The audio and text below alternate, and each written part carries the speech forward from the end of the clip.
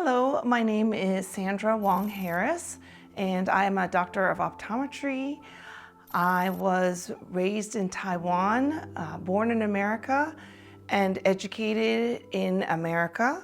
My family lives in America now, and most of my experiences are from the background of an American education, growing up in America, as well as my travels over the last 20 years of my life over many, many continents and countries.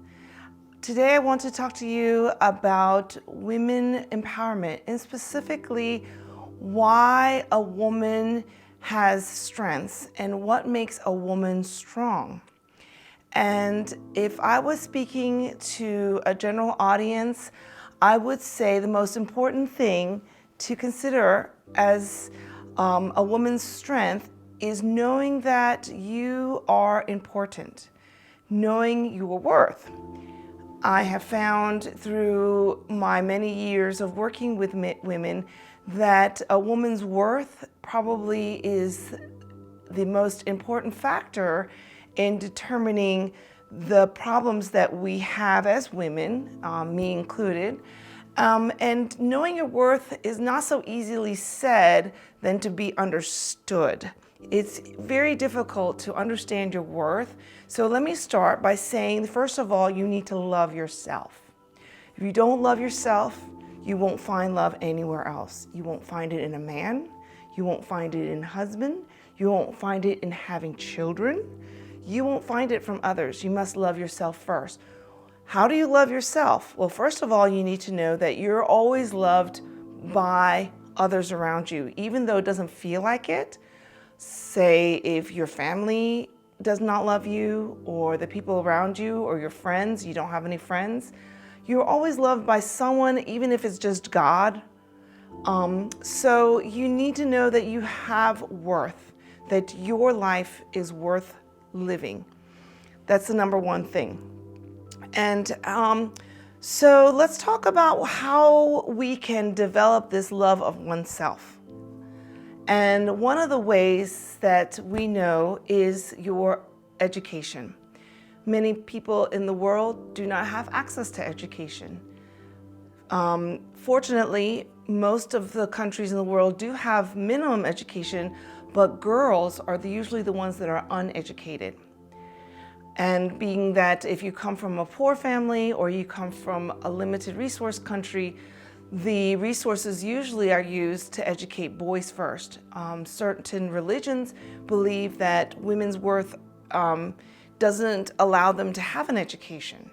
But we know that one of the ways to love yourself first and believe your worth is to have your education.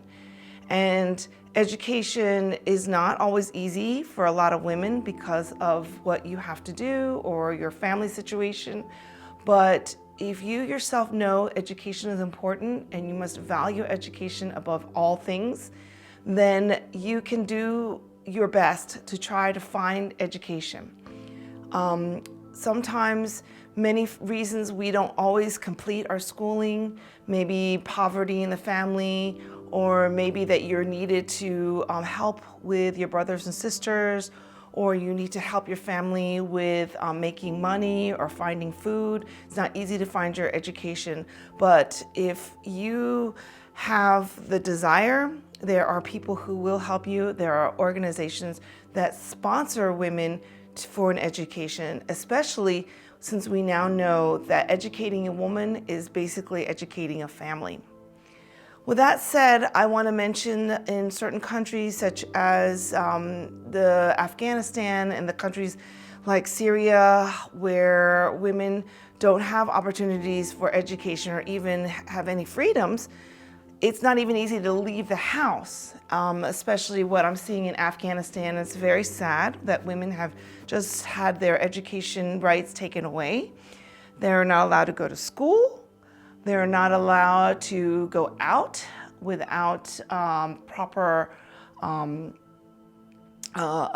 person, like a male figure or a brother, to go out with them.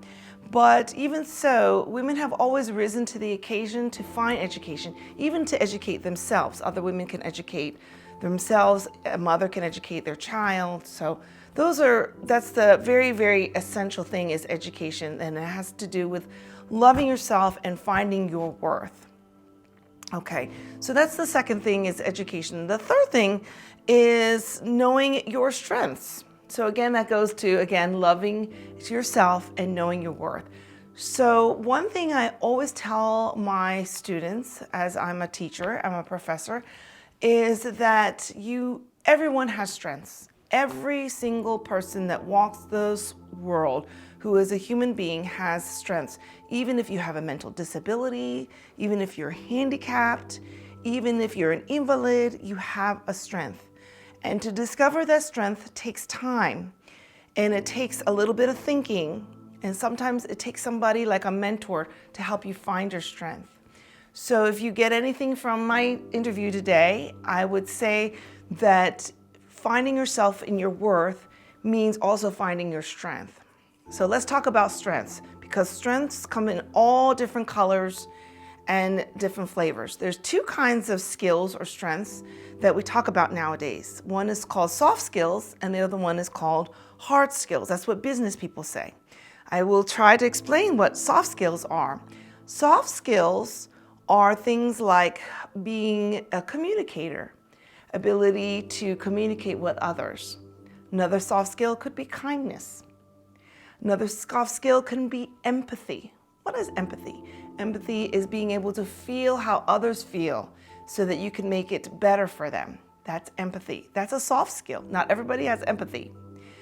That means seeing an animal who's hurt on the side of the road and helping them.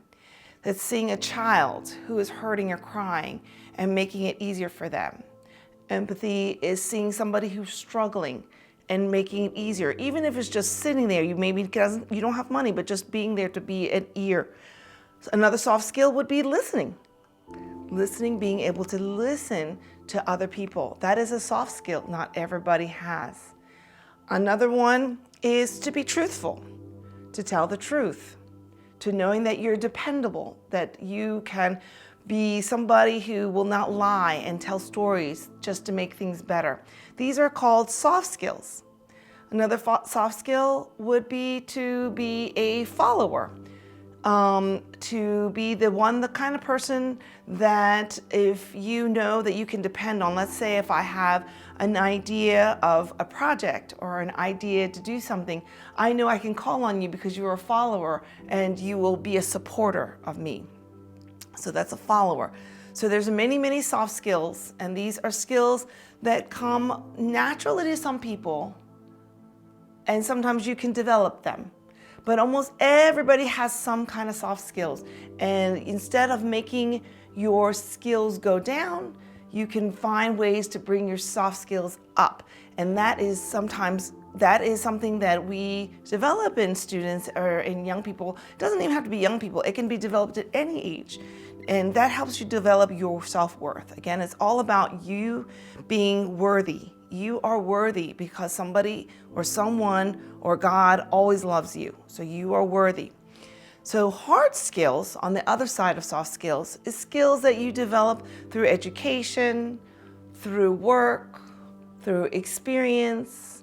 And this includes things like computers, photography, learning to cook, art, science, being a scientist, a doctor, such as myself, someone who is a teacher, an educator, someone who works with children, knows how to work with children, a veterinarian. Any of these skills, or working with computers, for example, these are called hard skills.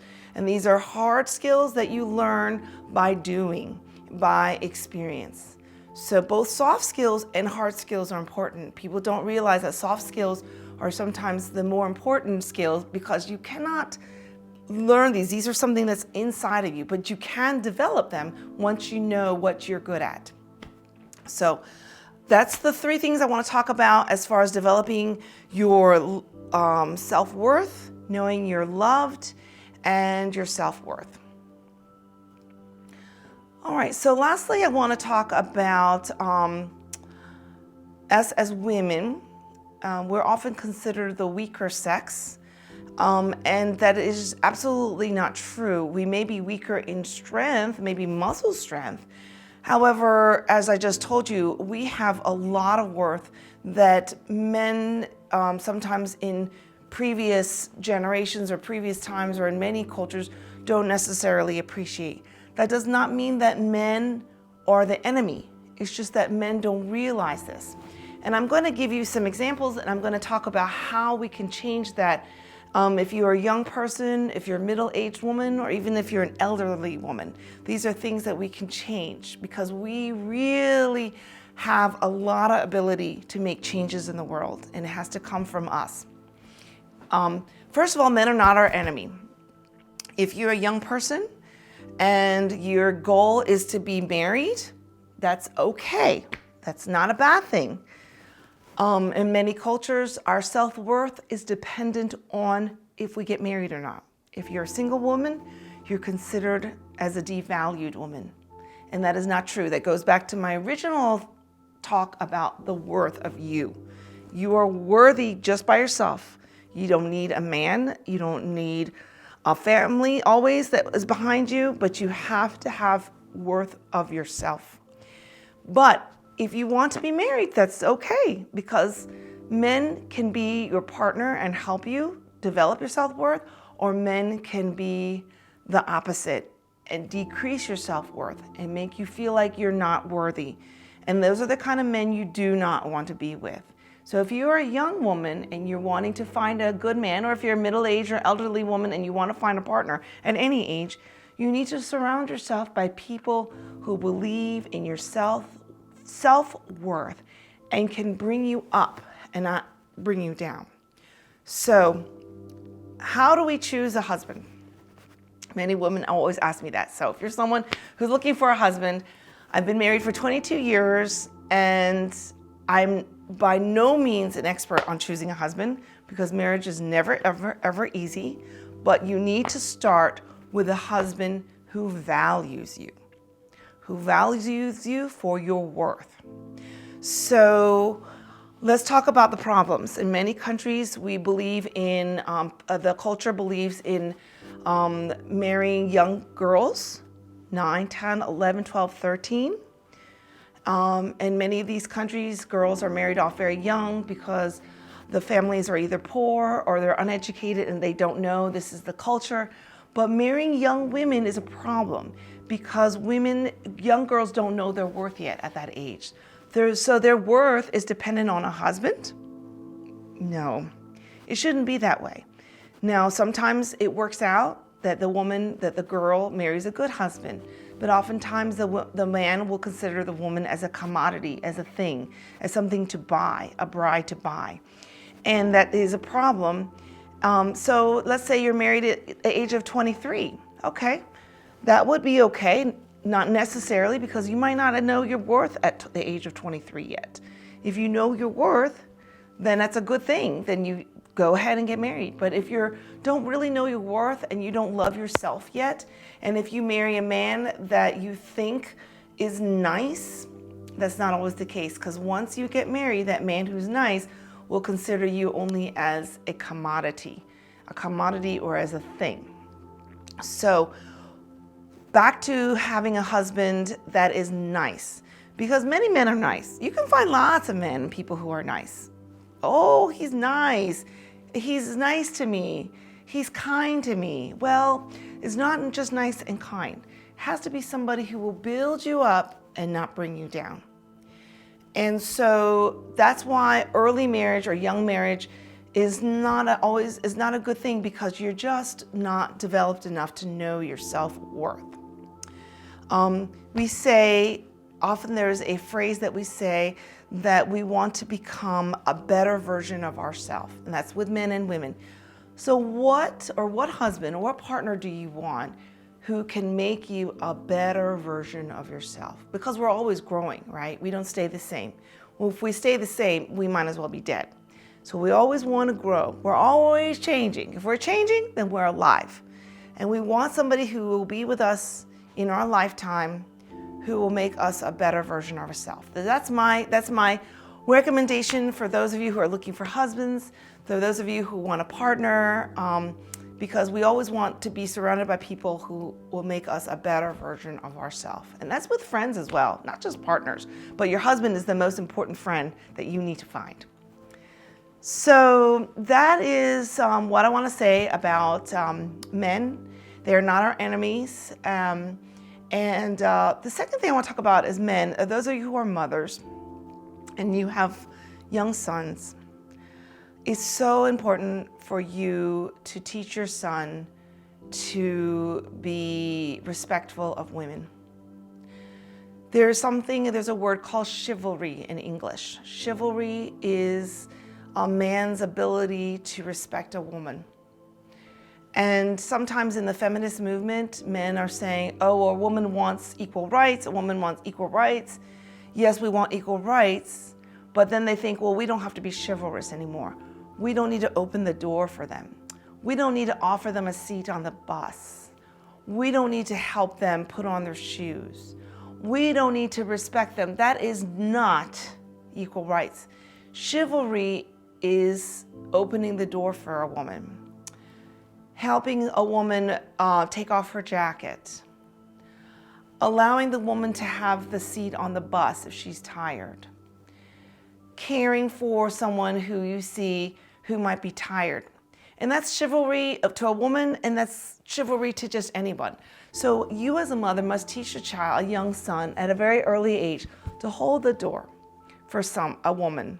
Sometimes I have daughters, I don't have boys, but I teach my daughters to keep the door open for a handicapped person, for an old man, for an old woman. Doesn't matter the sex, man or woman, but they should open the door for those who cannot open the door. Give them the seat on the bus if you see a woman with a young child or you see a woman. That's called chivalry. Chivalry is not dead just because of the feminist movement. Absolutely not dead. In fact, it is more alive than ever. So if you're a woman and you are a feminist and you believe in women's rights, equal rights, teach your sons to respect women. Respect you. Don't let them talk back to you. Your rules are your rules. A son who respects his mother, who loves his mother, takes care of his mother, will make an excellent husband, because that means that mother has raised her son well. And that is another way that you can tell if a man is worthy to be your husband or to be your partner. And so that is another test of worthiness. Remember, you are worth it. And so back to families. So we're talking about families. If you're a mother, you raise your sons with chivalry. You raise your sons with respect for women. If you have daughters, you do the same thing as well. And you teach them to be respectful of everyone. I want to talk a little bit about your families. So some women, some girls are raised in families that unfortunately are not the best families. And this is not just in certain countries, this is all over the world. This is in America as well. Children are raised in families that drink alcohol, they don't take care of their children, they're poor, not always poor, but maybe they're addicted to drugs, maybe they have their mothers or their fathers have ignored them and have not shown them love, but it doesn't really matter. What matters is moving forward in your life. At some point, you're going to realize that you are not determined by your past, but you're determined by your future. So if you're watching this and your past has not been perfect, which very few people have perfect pasts, some have better than others, and some have lousy pasts. But that doesn't matter. What matters is about the future. So you have to find your worth by knowing that you are worthy and you can move forward in life.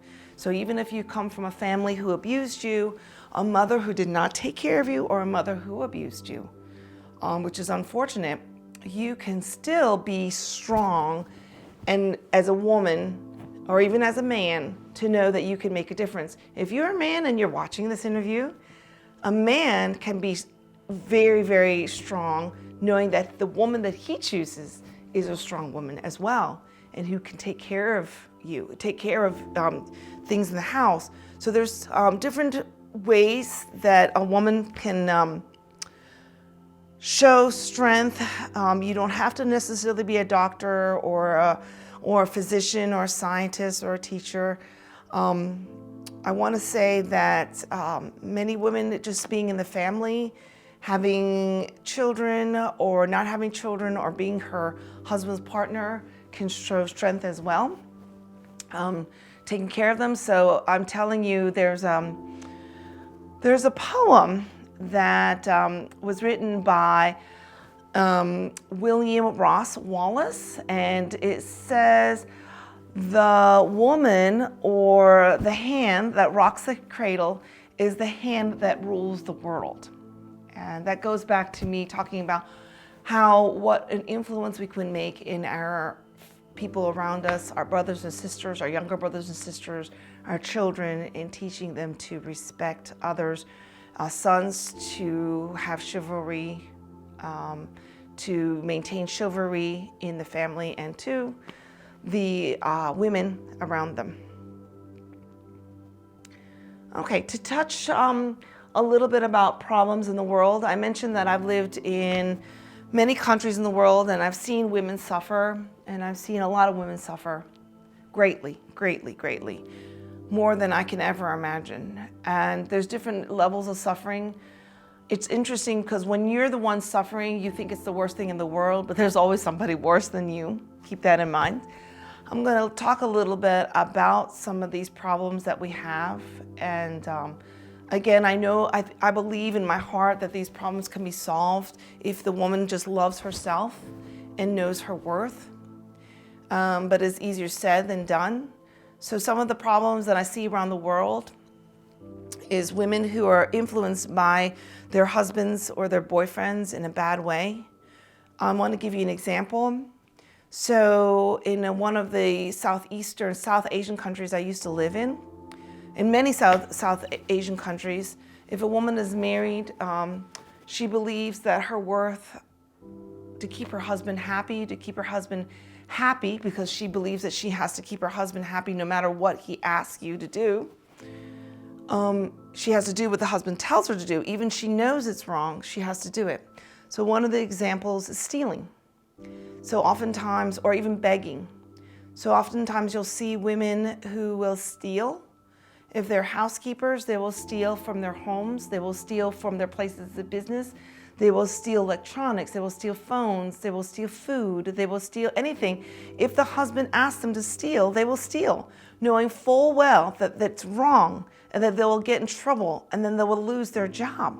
But you know why they do it? They do it because their husband or their boyfriends ask them to do. And why is it that they do it? Because they are seeking the love of their husband or their boyfriend. But if you love yourself, you don't need to seek love from other places. You don't need to seek love from other places. The love is in you. And so that is the main problem. And they know it's wrong. And I see women suffer greatly from this, knowing that and then the husband or the boyfriend leaves them because they always believe that I can make the husband and the boyfriend love me by doing this or by doing that. But you can't. It has to come from within you. Number one. The next example is, as I said earlier, is early marriage. So we see early marriage in girls. They want to get married early in life because they feel like that's the only way that they can find worth of themselves is by the husband that they marry. But the truth is, it's not the truth. I mean, you cannot find worth in yourself by marrying a man who is going to make you feel bad or make you do things you don't want to do. And it's called, it's just not good. Another thing is sex work, prostitution. I see a lot of young girls, women go into prostitution and sex work because they have very reasons. Most of the time they run away from home because they're not happy. They have no other way of making money. They have to eat. Well, sex work brings down your worth, brings down your personal love for yourself and your ability to feel like you're worth something because you have to sell your body. Sex work does that. Sometimes men will take girls and they will sell them for sex work because, again, the men don't care about you. They only want to sell you so that they can make money. And so these men, or even the boyfriends, will tell the woman to go out and sell their bodies and do a prostitution job because that's how they will survive or make money, or that's how they'll eat, or find food, or find money to buy whatever they want to buy, or buy drugs. So that is another problem. Again, it has to do with self-worth of the woman. So lastly, I just want to remind you all that just remember that your past does not define your future, and that your self-worth is more important than anything else you can do.